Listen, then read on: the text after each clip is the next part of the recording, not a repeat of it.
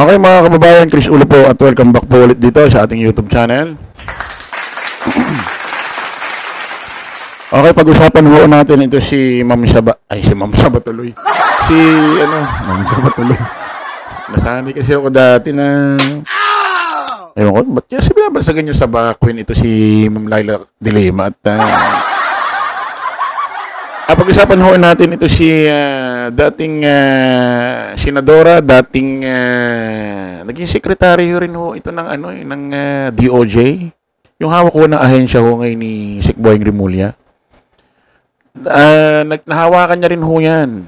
Naging sekretary rin ho siya ng Department of Justice sa panahon ho ni ni dating Pangulong Pinoy Aquino. Alam naman ho natin, no, si Ma'am Laila de Lima, si Congresswoman Ma'am Laila de Lima ngayon, napiit ho, no, siya, tama ba, kamkrame ng 7 taon. Nagsimula ho yun ng administrasyong Duterte. Hiniring din ho sa Senate yan. Ang dami rin hong mga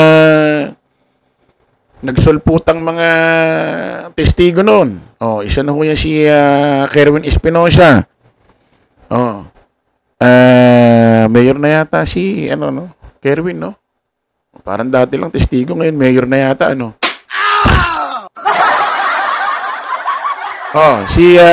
isa pa. Excuse me. Isa pa sa pinaka-controversial din dyan.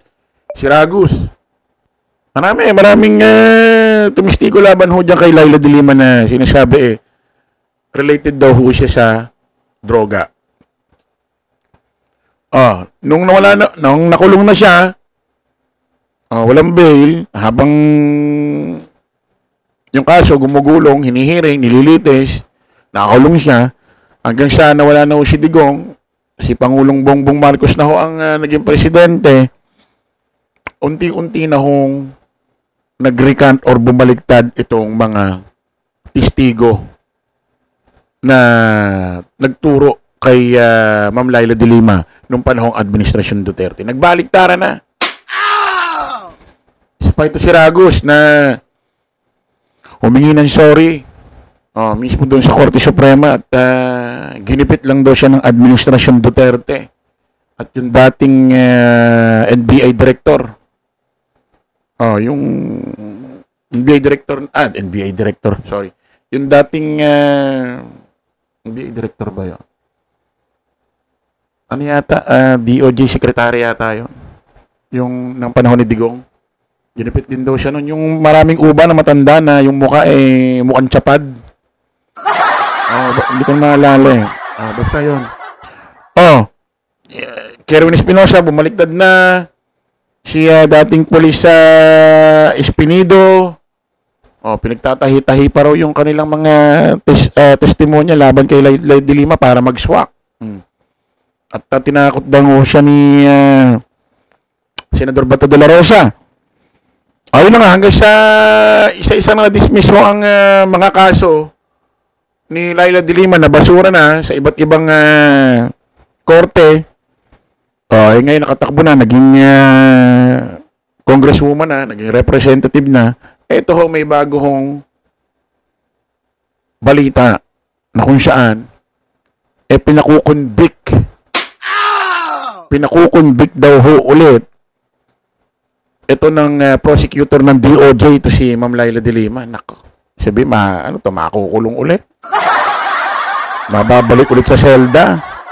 Pakinggan natin itong balitang ito, mga kababayan. Naghain ng motion for reconsideration o apila ang panel of prosecutors ng Department of Justice o DOJ sa Regional Trial Court Branch 204 ng Muntinlupa City. Kaugnay ito sa pinakabagong desisyon ng mababang hukuman na pagpapawalang sala o pag-acquit kina dating Senador Laila de Lima at Ronnie Dayan sa kasong may kinalaman sa illegal drug trade sa New Bilibid Prison. Ito ang kaso na ni-remand o ibinalik ng Court of Appeals sa Muntinlupa RTC. Ayon sa prosekusyon, hindi nasunod ang direktiba ng Court of Appeals. Bigo umano ang korte na ipakita na ang recantation o pagbawi ng salaysay ng witness na si dating Bucor Officer in Charge, Rafael Ragos, na nakaapekto sa mga elemento ng krimen laban kina de Lima at Dayan. Ang orihinal anilang testimonya ni Ragos ay suportado ng testimonya ng ibang mga witness. Aligasyon lang din umano ang nasa recantation ni Ragos na napilit siyang idiin sina De Lima at Dayan sa kanyang unang affidavit dahil sa banta na ikulong sa krimeng pagkakasangkot sa illegal drug trading. Dagdag pa ng panel of prosecutors, walang naipresentang ebidensya si Ragos na pinilit siyang magbigay ng kanyang original statement. Hiling ng prosekusyon sa korte na gumawa ng panibagong desisyon at ideklara ang mga akusado o sina De Lima at Dayan na guilty sa isinampang krimen. Samantala, binatikos naman ng kampo ni De Lima ang hakbang ng prosekusyon at tinawag itong third jeopardy. Bakit kaya ganito ang batas sa atin, ano?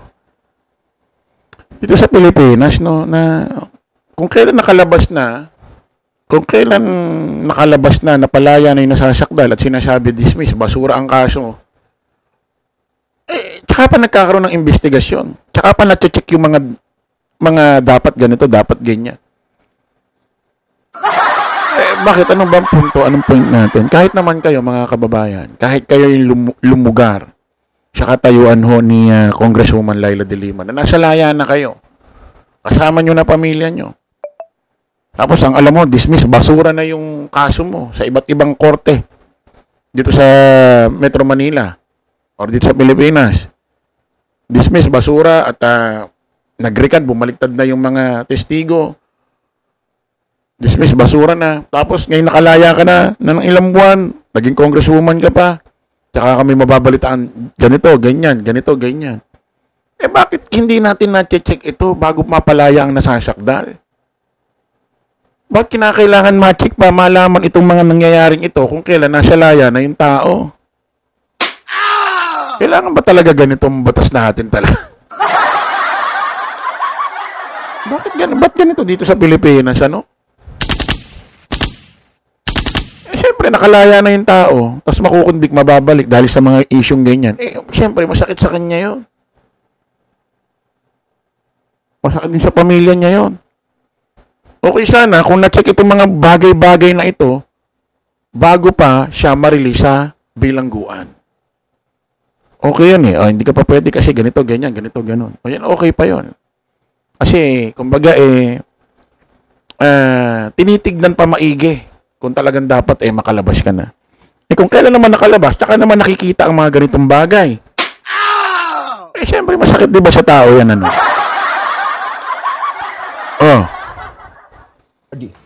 Wala rin anya itong pagsang-ayon man lang ng Office of the Solicitor General.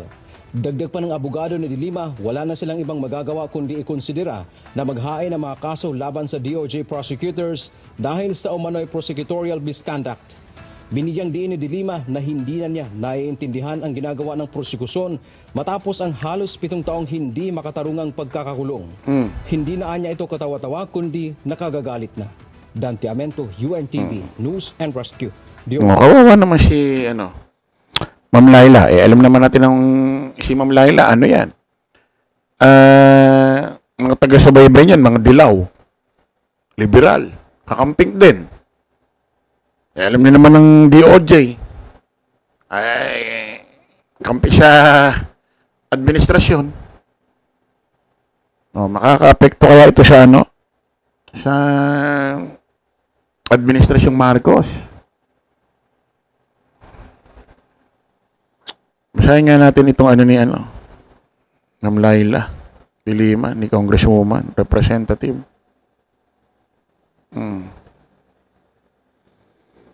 De Lima, sa apela ng DOJ. Yun sa News 5. Kinagalit ng mamayang Liberal Representative Laila De Lima paghain ng motion for reconsideration Department of Justice, DOJ panel, prosecutors para pabaliktarin ang pagpapawalang sala sa kanya sa isang drug case. Isipin mo yun. Bakit di pa nasilip ito dati? Bago mapawalang sala, bago ma-dismiss, bago mabasura, bago mailabas mismo ang katawan, pagkatao ni Laila De Lima sa kulungan. Kung kailan nakalabas na, saka pa nasisilip ito. Kumbaga sa isang bagay, halimbawa isang bag, bago ibenta, dalhin, i-display sa merkado, di ba dapat i-check na ng quality control yan kung may mga sira? damage bago ibenta sa merkado. At kapag ka may damage, sira yung isang bag, eh, wag ibenta sa merkado, wag ibenta. Parang ganun. Hindi ba pwedeng, bago mapalaya ang isang tao, hindi ba pwedeng i-check na muna lahat? Kung wala nang sabit, eh kung may sabit, di okay. Huwag siya muna makalabas. Kasi check pa lahat, halos lahat. Eh, kung kailan naman nasa laya na, tsaka pa na i-check itong mga ito. Ano ba yan? Ano ba meron pa? Di ba pwede yung ganun, di ba? Para kapag nakalabas na yung tao, eh di wala nang iniisip. At bakit nakakapagtaka naman na kung kailan naman nakalabas si Ma'am Laila de Lima, ilang buwan na, nakapangampanya na, nanalo na. Tsaka pa nalalaman ito. Ba't hindi nalaman to nung una? Bago siya ilabas or kakalabas lang. Bakit nakailang buwan na? Sabi ni Ma'am Laila, I don't understand what the prosecutor is trying to do. Put me in the triple jeopardy. After nearly 7 years in adjustment detention, sabi ng kongresista. Kamakailan lang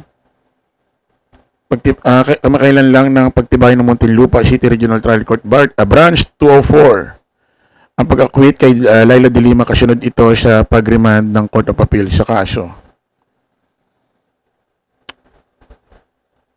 Ay nako, ewan natin ba't yan ito. Malungkot, no? Siyempre, nakaano na to si nakalaya na ito. At maliwanag na gawa-gawa lang itong kasong ito sa administrasyong Duterte. Okay, maraming salamat mga kababayan. Kita-kita ulit tayo sa panibagong vlog. Bye-bye po.